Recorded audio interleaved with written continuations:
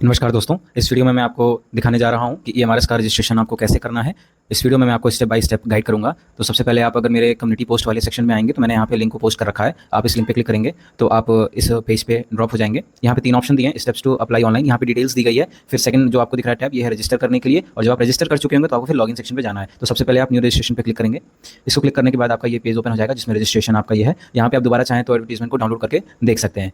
यहाँ पे आप देख सकते हैं कि SC ST और PWD के जो भी कैंडिडेट्स हैं उनके लिए कोई भी एप्लीकेशन फी नहीं है, खाली प्रोसेसिंग फी 500 की है। वहीं पे other than SC ST OBCs SC STs और PWDs के बाकी सबकी जो एप्लीकेशन फीस है वो 2000 प्रिंसिपल के लिए, TGT PGTs के लिए 1500 और नॉन टीचिंग के लिए 1000 रुपीज़ है। और 500 रुपये प्रोसेसिंग फीस और ऐड हो जाएगी। तो TGTs के लिए 2000 फीस हो गई, PGTs के लिए भी, और प्रिंसिपल के लिए 2500 एंड नॉन टीचिंग के लिए 1500। अब याद रखेंगे कि फर्स्ट जो स्टेप है आपका, इसमें आपको कुछ बेसिक डिटेल्स वगैरह डालनी रहेगी और इसमें आपको अपनी कैटेगरी वगैरह सब कुछ फिल करनी रहेगी। और इसमें आप कोई अगर मिस्टेक करेंगे तो फिर आपका वो रिवर्स नहीं हो सकता। अगर आपने स्टेप ए को जब भर लिया तो आपको स्टेप बी का रजिस्ट्रेशन करना रहेगा। चलिए इसको वीडियो में आपको आगे दिखाता हूँ, ज़्यादा बेहतर आपको समझ में आएगा। तो सबसे पहले आप यहाँ नीचे आकर के इसको चेक बॉक्स को क्लिक करेंगे, देन आप प्रोसीड करेंगे। प्रोसीड करने के बाद आप यहाँ पे बेसिक डिटेल्स डालेंगे पर्सनल, फिर उसको कंफर्म करेंगे दोबारा डाल करके, फिर प्रेजेंट एड्रेस को डालेंगे। प्रेजेंट एड्रेस को डालने के बाद फिर इलेक्ट्रॉनिक जो आपकी कम्युनिकेशन, अपनी ईमेल आईडी, मोबाइल नंबर, ध्यान दीजिएगा ईमेल आईडी और मोबाइल नंबर आपकी गलत नहीं होनी चाहिए, नहीं तो उसको चेंज करने का कोई ऑप्शन नहीं मिलेगा। और फ्यूचर में अगर आप सेलेक्ट भी होते हैं तो जो कम्युनिकेशंस के जो मोड रहेंगे वो यही रहेंगे। तो स्ट्रिक्ट एकदम लिखा हुआ है जो आपका एडवर्टीजमेंट में है कि ये आपको सही फिल करने हैं। अगर कोई गलती होती है तो ये आपकी रिस्पॉन्सिबिलिटी होगी। तो ये सारी डिटेल्स को आप फिल करके अपना कोई पासवर्ड बना करके कैप्चा डाल करके आगे मूव करेंगे। तो चलिए मैं इसको भरता हूँ, उसके बाद फिर आपको आगे दिखाता हूँ। इसके बाद आप यहाँ पे सबमिट के बटन पे क्लिक करेंगे। इसके बाद आपका एक रिव्यू पेज ओपन होकर के आएगा जिसमें आपसे एक बार क्रॉस चेक करने के लिए बोला जाएगा। तो आप यहाँ पे अपनी डिटेल्स को क्रॉस चेक करेंगे। इसके बाद आप जिन जिन चीज़ों को क्रॉस चेक कर लेंगे उन पे आप टिक लगा कर कन्फर्म करते चलिएगा, ठीक है।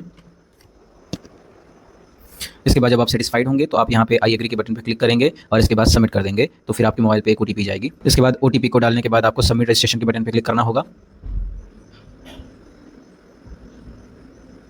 और इसके बाद आपकी जो रजिस्ट्रेशन की प्रोसेस है वो कंप्लीट हो चुकी है। अब इसके बाद आप कंप्लीट प्रोफाइल पे आएंगे जिसमें आपको फिर अपनी पर्सनल डिटेल्स को फिल करना होगा। तो यहाँ पे ये बेसिक डिटेल्स है, नेशनैलिटी और ये बाकी सारी चीज़ें, आप इनको फिल करके आगे बढ़ेंगे। तो चलिए मैं भी इसको फिल करता हूँ, फिर आगे बढ़ते हैं। फिर यहाँ पे एक एक्स्ट्रा कैटेगरी पूछी जाएगी। आप यहाँ पे अपना भरने के बाद एक्स सर्विसमैन है कि नहीं, तो यस नो। इसके बाद आपने कोई 3 ईयर कंटिन्यूस सर्विस की है तो वो, अब जैसे मान लीजिए अगर हम लोगों ने इसमें सर्विस किया तो ऑप्शन खुल करके आएगा कि आप करंटली सर्विंग है कि नहीं। तो इसमें जैसे कोई हमारे एम्प्लॉई है तो वो यहाँ पे अपना इस ऑप्शन को सिलेक्ट कर लेगा, ठीक है। फिर आपके ऊपर कोई क्रिमिनल केस है कि नहीं, मैरिटल स्टेटस। उसके बाद कैप्चा को डाल करके आपको सेव एंड नेक्स्ट के बटन पर क्लिक कर देना है। और फिर यहाँ पे डॉक्यूमेंट अपलोड करने के लिए कहेगा कि make sure that all submitted documents adhere with the specification mention in the table below, ठीक है। तो फोटोग्राफ और सिग्नेचर आपकी यहाँ पे लगेगी। इसके बाद आप अपनी फोटोज़ को यहाँ पे व्यू के आइकन पे क्लिक करके देख सकते हैं फोटो और सिग्नेचर को। अगर उसमें कोई डिस्क्रिपेंसी आ रही है, साफ नहीं दिख रही है, तो आप वहाँ से फोटो को अपनी चेंज कर सकते हैं वापस से। सेव करने के पहले आप उसको कितनी बार भी चेंज कर सकते हैं, पर सेव करने के बाद चेंज करने का ऑप्शन नहीं रहेगा। इसके बाद सेव एंड नेक्स्ट के बटन पर आप क्लिक करेंगे कैप्चा डालने के बाद। इसके बाद अगेन एक रिव्यू पेज आएगा जिसमें आपको अपनी डिटेल्स को वापस से रिव्यू करना होगा।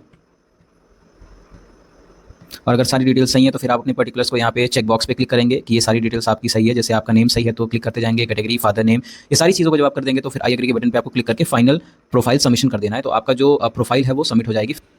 इस तरीके से आपका जो है, ये आपका जो प्रोफाइल सेक्शन है वो क्लियर हो गया है। आपको यहाँ से अपनी जो ईमेल आईडी है उसको वेरीफाई करना होगा।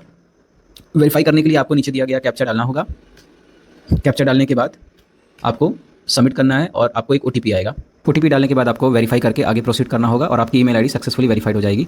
इसके बाद आपका अभी भी आप अपनी प्रोफाइल को एडिट कर सकते हैं, पर अगर आपने स्विच कर दिया यहाँ से अप्लाई नाउ और आप अपने सेकंड फेज पे पहुँच जाते हैं तो, और उसको अगर आपने कुछ सबमिट कर दिया तो फिर आप वापस से प्रोफाइल ए में आकर के चेंजेस नहीं कर सकते हैं। तो मेक श्योर आपकी सारी एंट्रीज एकदम एक्यूरेट हो यहाँ पे। फिर इसके बाद आप अप्लाई नाउ करेंगे। इसके बाद आपको यहाँ से डिफरेंट पोस्ट के बारे में पूछेगा कि आपको किस पे अप्लाई करना है। जैसे प्रिंसिपल का हो गया, यहाँ पे आपको PGTs की पोस्ट का हो गया, यहाँ पे आपको नॉन टीचिंग हो गया और नीचे लास्ट में आपको TGT हो गया। यहाँ पे एकदम क्लियर लिखा हुआ है, you may update your profile before applying for any of the post listed above. Once you submit an application for any post your profile will be frozen and further edits will not be allowed. If you wish to make any corrections please return to the home page and update your profile accordingly. Proceed with caution. तो अभी मैंने आपको जैसे बताया कि एकदम make sure हो जाइएगा कि आपकी सारी डिटेल्स सही भरी गई हैं, नहीं तो आप आगे मूव नहीं कर पाएंगे, ठीक है। तो चलिए इसके बाद आपको जिस पोस्ट के लिए अप्लाई करना है आप उस पर क्लिक कर सकते हैं। एक बार में आप एक पोस्ट को अप्लाई करेंगे, आप मल्टीपल पोस्ट को भी अप्लाई कर सकते हैं, पर आपको उनकी सेपरेट पेमेंट्स करनी पड़ेंगी, ठीक है। तो चलिए जैसे मान लीजिए PGT के लिए मुझको अप्लाई करना है तो मैं PGT पे क्लिक करता हूँ।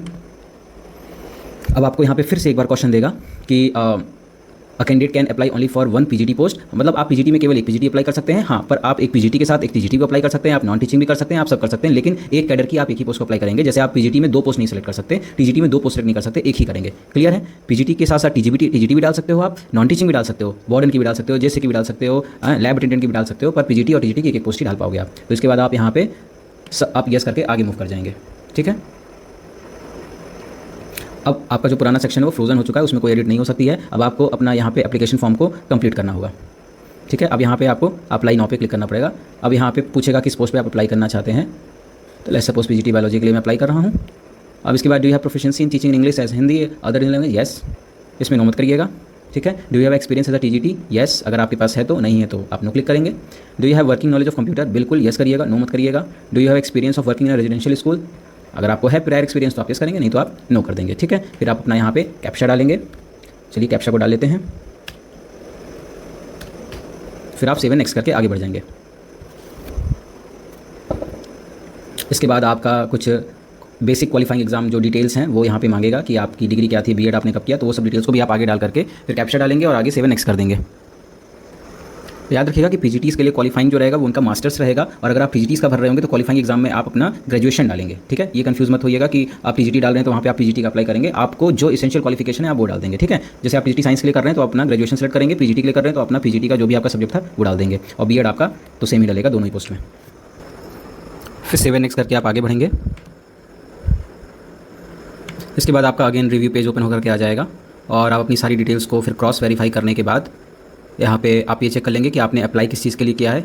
आप ये चेक कर लेंगे ये क्या ये सही लिख करके आ रहा है कि नहीं, बाकी चीज़ तो पुरानी है तो क्लिक कर लेंगे। फिर आप एजुकेशनल डिटेल्स जो एक बार आप उनको क्रॉस चेक कर लेंगे, और उसके बाद जब आपकी सारी डिटेल्स सही होंगी तो आप एग्री करके फाइनल सबमिशन कर देंगे एप्लीकेशन के लिए।